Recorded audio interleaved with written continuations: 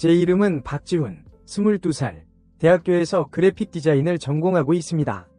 얼마 전 저는 여자친구에게 차였습니다. 이유는 제가 너무 책만 파고 외모에 신경 쓰지 않는다는 거였죠. 솔직히 충격이 컸습니다. 거울 속 제 모습은 178cm에 55kg 밖에 안 되는 멸치 그 자체였으니까요.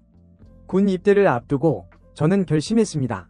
완전히 달라지기로. 입대 날 저는 훈련소 연병장에 섰습니다.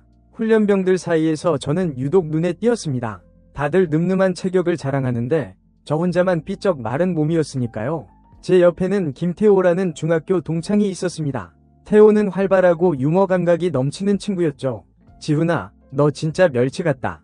여기서 살아남을 수 있겠어? 태호의 농담 섞인 말에 저는 씁쓸하게 웃었습니다. 훈련소 생활은 생각보다 훨씬 힘들었습니다. 매일 아침 구보를 하고 제식 훈련을 받고 각종 체력 단련을 해야 했죠.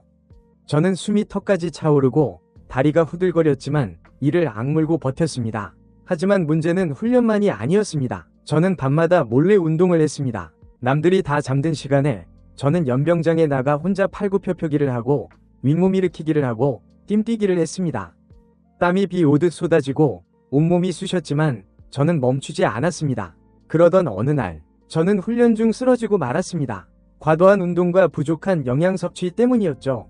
정신을 차려보니 저는 훈련소 의무실에 누워 있었습니다. 제 옆에는 태호와 소대장님이 걱정스러운 표정으로 저를 바라보고 있었습니다. 박지훈 훈련병, 도대체 무슨 짓을 한 건가? 밤마다 몰래 운동하는 걸 알고 있었다. 하지만 이렇게 무리하면 몸이 망가진다. 소대장님의 호통에 저는 고개를 숙였습니다. 소대장님은 엄격했지만 동시에 따뜻한 분이셨습니다. 소대장님은 제게 맞는 운동 방법을 알려주시고 식단 조절도 도와주셨습니다. 태호는 매일같이 제게 물을 떠다주고 몰래 빵을 챙겨주며 저를 격려했습니다.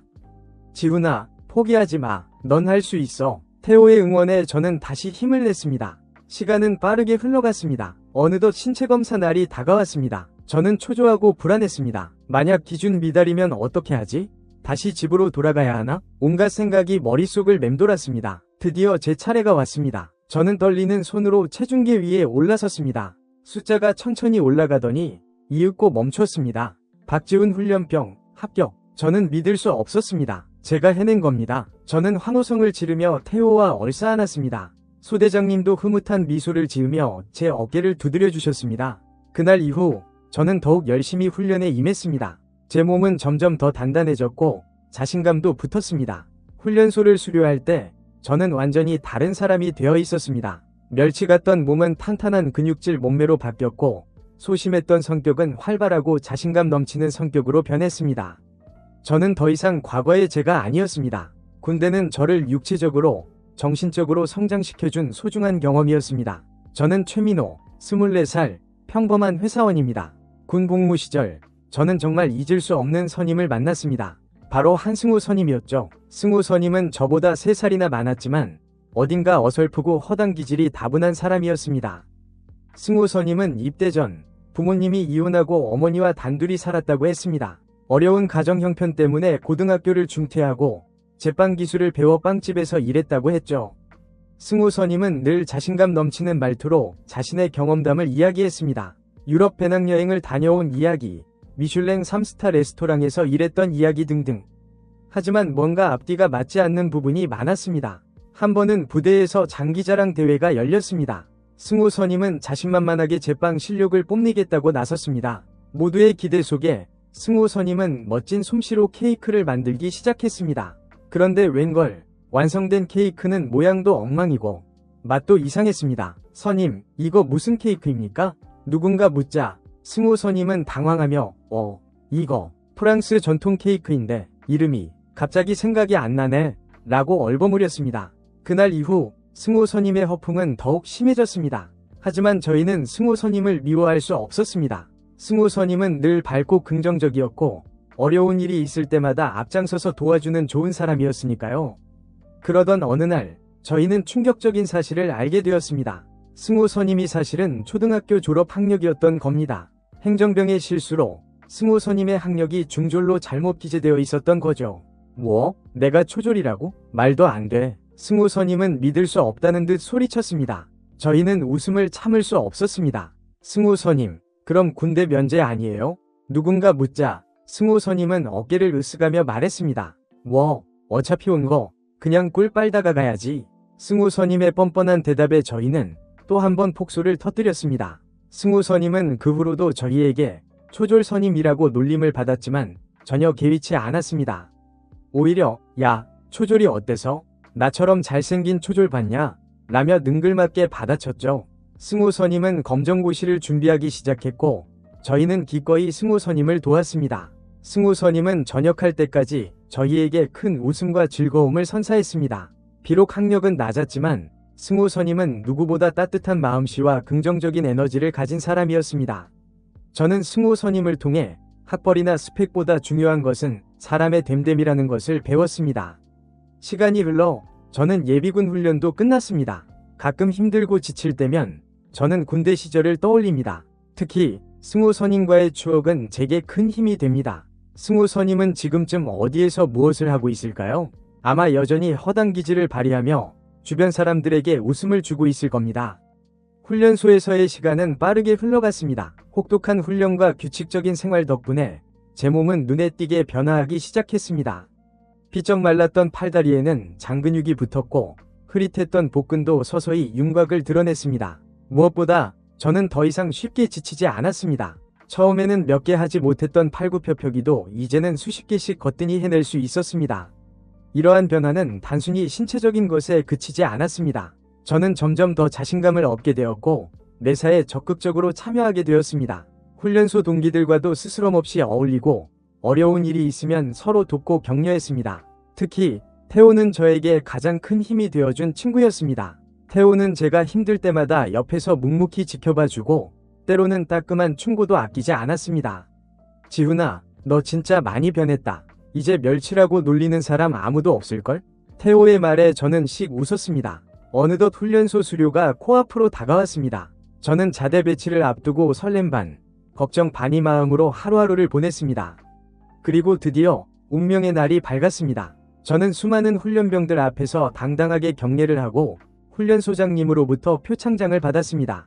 제 이름이 호명되는 순간 저는 가슴 벅찬 감동을 느꼈습니다. 승우 선임과의 시간은 하루하루가 시트콤 같았습니다. 승우 선임은 끊임없이 사고를 치고 저희는 그 뒤처리를 하느라 정신이 없었죠. 하지만 이상하게도 승우 선임과 함께 있으면 항상 즐거웠습니다. 승우 선임 특유의 긍정적인 에너지와 유머 감각 덕분이었죠. 한 번은 승우 선임이 야간 경계 근무를 서던 중 정체불명의 물체를 발견하고 깜짝 놀라 총을 쏠 뻔한 적이 있었습니다.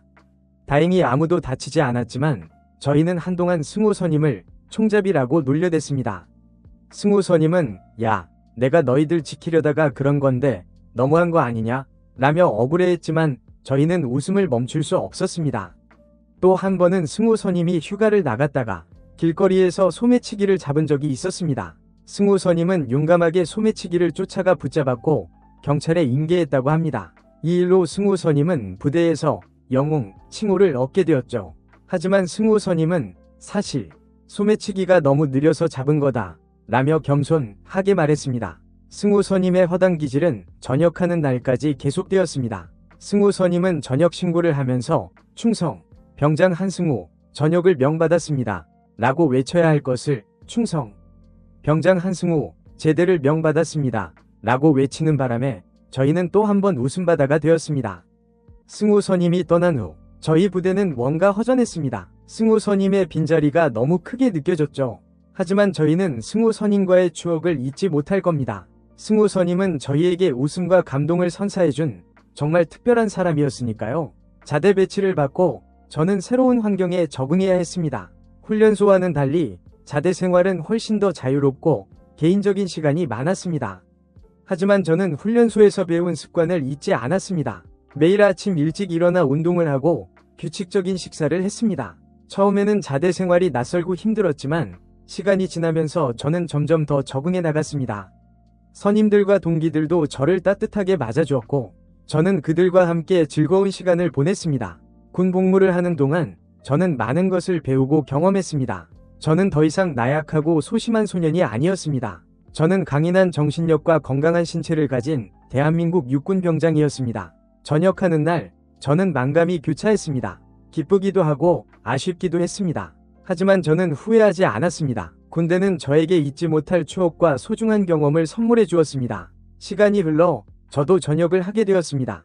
전역 후 저는 사회생활에 적응하느라 바쁜 나날을 보냈습니다. 하지만 가끔씩 군대 시절이 그리워지곤 했습니다. 특히 승호 선임과의 추억은 잊을 수 없었죠. 어느 날 저는 우연히 길에서 승호 선임을 만났습니다. 승호 선임은 여전히 밝고 쾌활한 모습이었습니다. 저희는 반갑게 인사를 나누고 함께 커피를 마시며 이야기를 나눴습니다. 승호 선임은 전역 후 제빵 기술을 살려 작은 빵집을 운영하고 있다고 했습니다. 승호 선임의 빵집은 맛있는 빵과 친절한 서비스로 동네에서 꽤 유명하다고 했습니다. 저는 승호 선임이 자신의 꿈을 이루고 행복하게 사는 모습을 보니 진심으로 기뻤습니다. 승호 선임, 그때 초졸인 거 들켰을 때 진짜 창피했죠? 저는 장난스럽게 물었습니다. 승호 선임은 씩 웃으며 대답했습니다. 조금 창피하긴 했지. 하지만 덕분에 검정고시도 보고 이렇게 빵집 사장님도 됐잖아. 인생사 새옹지 마라더니 딱 내 얘기 아니겠어? 승호 선임의 말에 저는 고개를 끄덕였습니다. 승호 선임은 여전히 긍정적이고 유쾌한 사람이었습니다. 저는 승호 선임과의 만남을 통해 다시 한번 삶의 용기와 희망을 얻었습니다. 승호 선임과 헤어진 후 저는 집으로 돌아오는 길에 곰곰이 생각했습니다. 인생은 정말 예측할 수 없는 것 같아. 때로는 뜻밖의 시련이 닥치기도 하지만 그 시련을 어떻게 극복하느냐에 따라 결과는 달라질 수 있는 거겠지. 저는 앞으로도 승호 선임처럼 긍정적인 마음으로 매 순간 최선을 다하며 살아가겠다고 다짐했습니다. 그리고 언젠가 꼭 승호 선임의 빵집에 다시 찾아가 맛있는 빵을 잔뜩 사 먹어야겠다고 생각했습니다. 그때는 제가 승호 선임에게 맛있는 커피를 한 잔 대접해야겠습니다.